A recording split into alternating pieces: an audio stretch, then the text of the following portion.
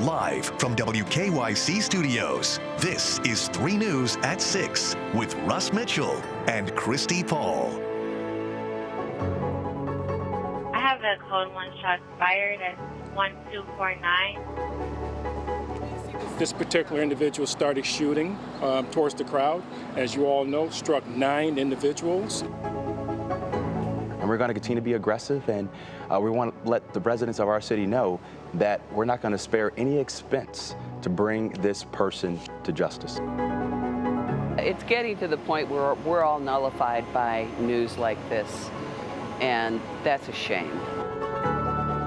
We need to clean these streets up so people can go downtown without having a fear of getting shot or hearing gunshots down there. It's our #1 priority to make sure that people coming downtown do feel safe and welcome.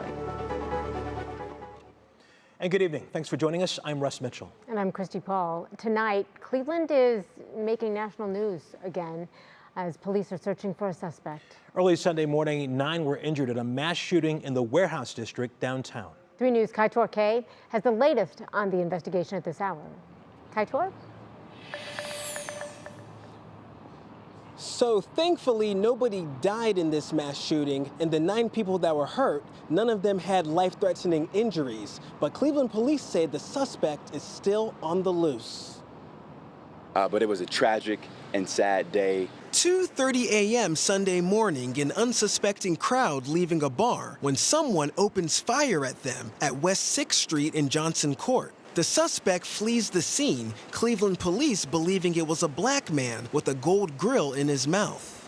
The officers immediately ran to the gunfire, ran to the victims, and rendered first aid. 3 News is now learning more about the 9 victims. They range in age from 23 to 38 years old, 7 men and 2 women. All were transported to Metro Health following the shooting. A spokesperson for Metro tells us 2 victims were treated and then released. 5 are in the emergency department, 1 is in the operating room, and a second has already undergone surgery. The mass shooting getting a lot of attention at the local, state, and national levels. Sunday afternoon, Cleveland Mayor Justin Bibb and Police Chief Wayne Drummond holding a press conference to address all the concerns over the tragedy. The mayor calling the shooting senseless. We're going to continue to make additional investments in police and law enforcement and be as aggressive as we can to cut down on gang activity, cut down on drug activity, and get as many illegal guns off our street.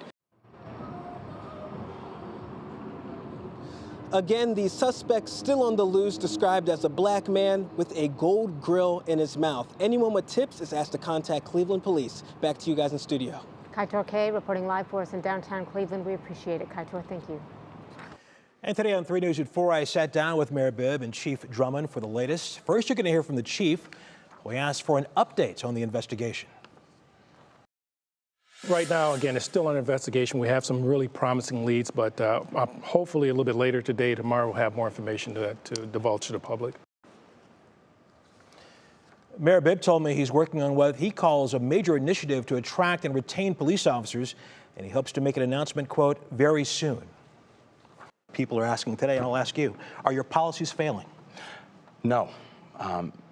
First and foremost, I would say a couple things. Number one, we have a dangerous flow of illegal guns flowing into our city.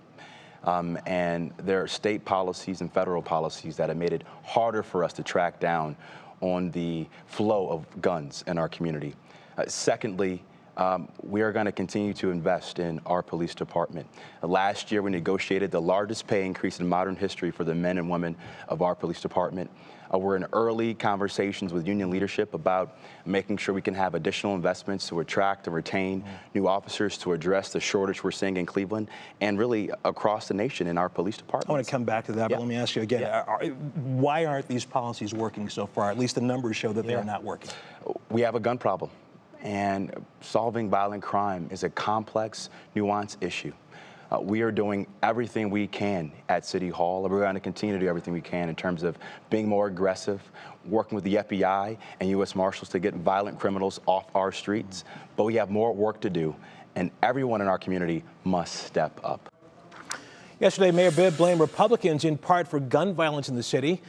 Cuyahoga County GOP Chairman Lisa Sticken released a statement this afternoon. It said, quote, "Our hearts go out to the victims of this senseless crime, and it's sickening to see Mayor Bibb play politics rather than doing everything in his power to stop violence in our city," end quote.